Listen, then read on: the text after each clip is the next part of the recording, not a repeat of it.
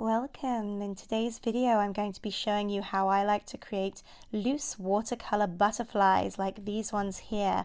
I'm going to be using my Viviva color sheets, which is why they're so vibrant, but any watercolor paints can be used.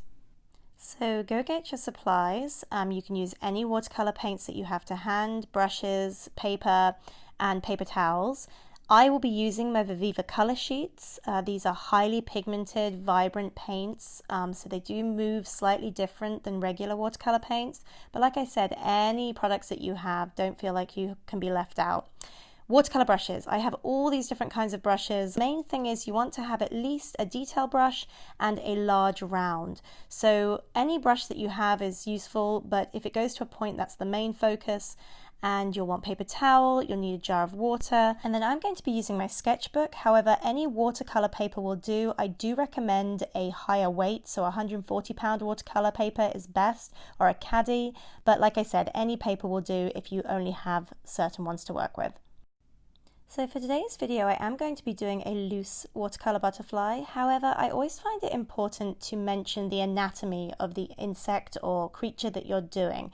So even if it's a loose interpretation, it's always useful to have an understanding of how a creature is put together. So the anatomy of a butterfly I have here that I've drawn out. It's always useful, even if it's just to know the basics of it has a thorax, abdomen, and a head. So it has 3 separate parts. It has the hind wing and the forewing. So I know to do 2 larger wings at the top and 2 smaller at the bottom. Just those little things will read as a much more realistic interpretation. My style is to use a lot of water when I do watercolors. I just wanted to highlight how beautifully Vivivas work with a lot of water. Because they're so highly pigmented, you can drop the color into the water and it just spreads beautifully.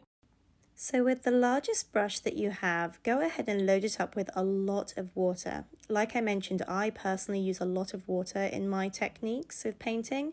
I just really love the effects it can create. So I'm just drawing a very basic wing shape right now with water. I'm painting with water. As you can see, there is a lot of water on the page. I'm then going to take some of this crimson color. And again, any colors that you want to use, you can go with. I'm really drawn to this rich red right now. And I'm going to drop the color directly into the water puddles that I just created in these wing shapes. Now, this is an art therapy for me. I find this so relaxing, just dropping the color in, letting it move and do its own thing. Wherever I put more of a concentrated color will be more vibrant and darker, and where I allow the water to be more prominent, it will be a lighter shade. And just let the water and the paint move around, kind of do its own thing.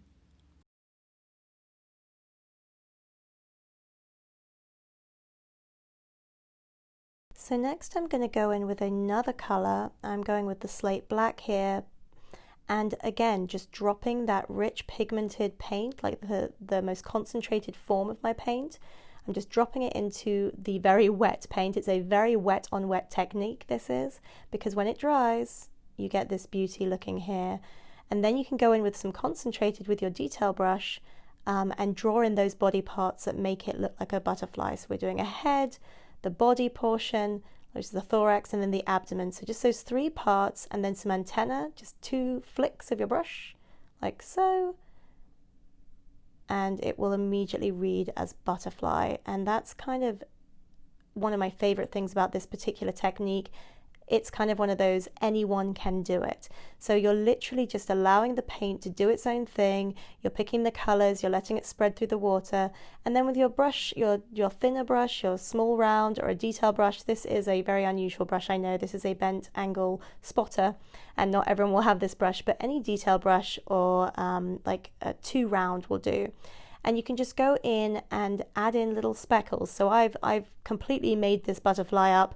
It doesn't look like any I've seen in the wild, which is totally okay. The idea of this technique is kind of to let everyone know that anyone can paint and anyone can be an artist if they just pick up a paintbrush. And so I love doing this technique as a relaxation form, as well as the end results are really pretty. So I'm going to do another one here, And again, taking my large brush and painting with water, I'm doing my loose butterfly wings. I'm doing the forewings and the hind wing like that first picture showed. And then I'm going to do exactly the same as I did before. I'm going to be dropping my paint into the water puddles in the wing shape. So for this one, I think I'm going to go with blue. I'm going to go with the Persian blue of my Viviva sheets. Again, you can go with any watercolors. Just make sure that the consistency is quite concentrated with your paints if you're using a different brand of watercolor. Again, I'm going to drop it in. I'm starting with the corners here, letting it move through the water. Now it has slightly dried a little more than the previous one, so this first layer is going to be a little more concentrated. Now had I had more puddles of water on there, it would be even lighter. Now, like I mentioned, these are Viviva color sheets, so these are going to be slightly different in how they finish with their paints, how they dry. And one of my favorite things about these paints is how vibrant they are when they dry. So I have watered down this particular area for the hind wing just to create a different effect. And the beauty of this particular type of painting is you kind of never know what you're going to get, which is honestly one of the things I love about it. Kids can do it. Obviously, I'm an adult and I love doing it because it's extremely relaxing.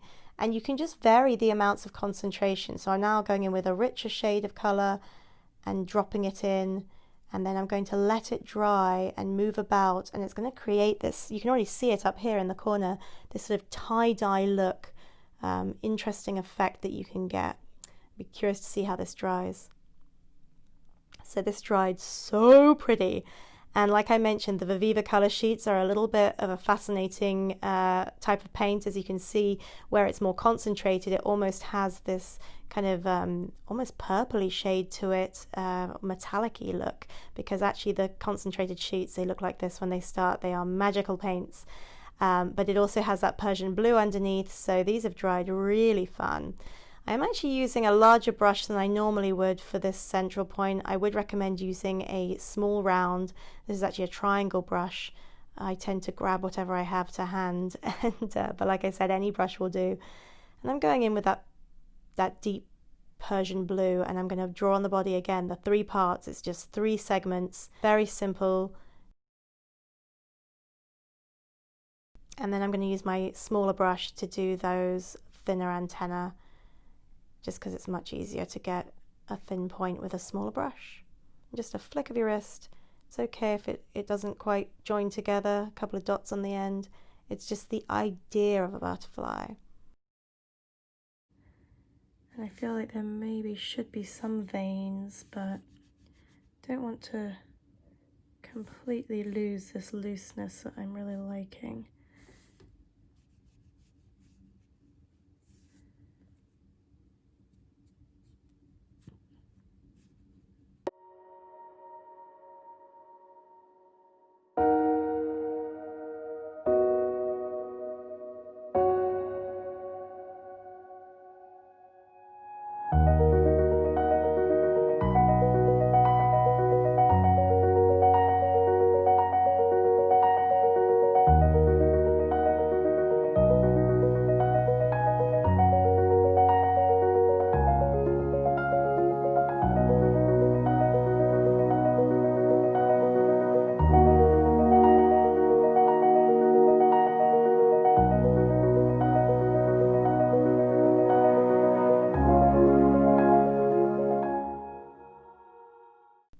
As I mentioned earlier, you never know what you're going to get, but if you drop in lots of different colors, you end up with these fabulous markings.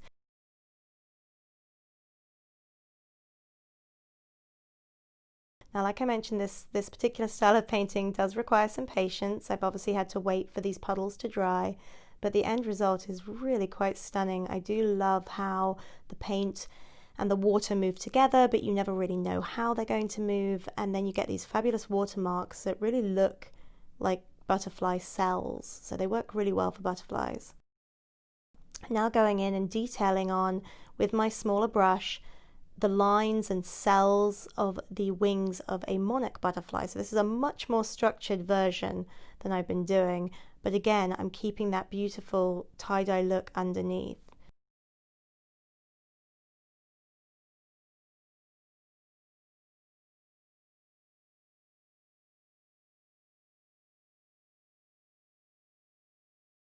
I'm going to do another one up here just because I'm having so much fun with these butterflies.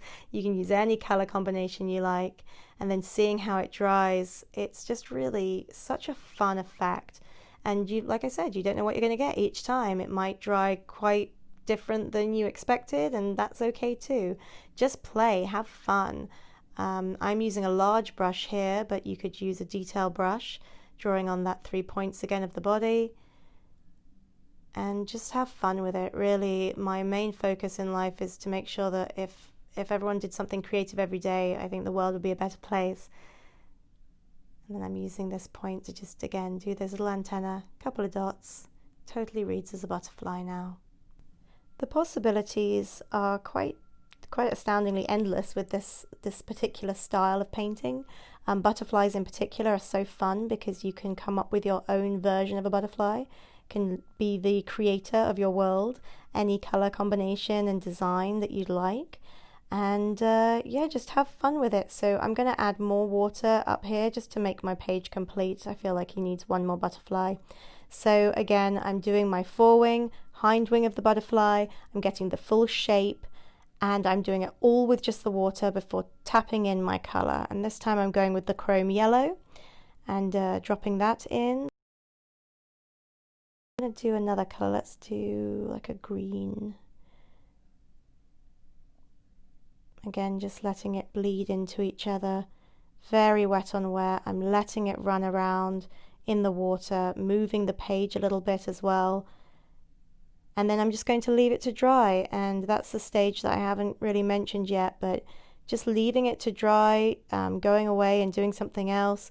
It's just proof that you can do this with very little time on your hands. You can, drop some paint into water, relax, and then go away, and when you return, you can do another stage of it. And it requires some patience, but like I said, I think the end results are worth the extra effort. And again, just dropping these colors in, really fun. This one has dried so interesting.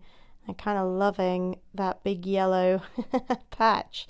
I'm going to drop in a couple more dots of color here just to sort of blend it out a little bit, but I don't actually dislike that. Again, I'm going to detail on some little elements just to make it more butterfly-esque. Again, just those very simple markings of a thorax, abdomen, and a head. So a dot, a middle line, and then a longer line, and then the two antennae. And then again, I could go in and add cells to the wings, or I could add more details on the wings if I wanted. But sometimes it works just to do those simple markings. So there you have it. Very fun, very simple, very relaxing, therapeutic way of making butterflies, and I'm quite happy with these. And these can be used for birthday cards for people. I sometimes use them on the sides of place cards if I'm making like a little place card for my table. They're really cute, and they're very simple and fun to do. And I hope you've enjoyed this little tutorial. And like I mentioned, these are the Viviva color sheets I used on these particular paintings. But like I said, if you only have other watercolor brands, just make sure the consistency is similar to what I've shown you in this class. And then just drop the paint into the water and let it flow.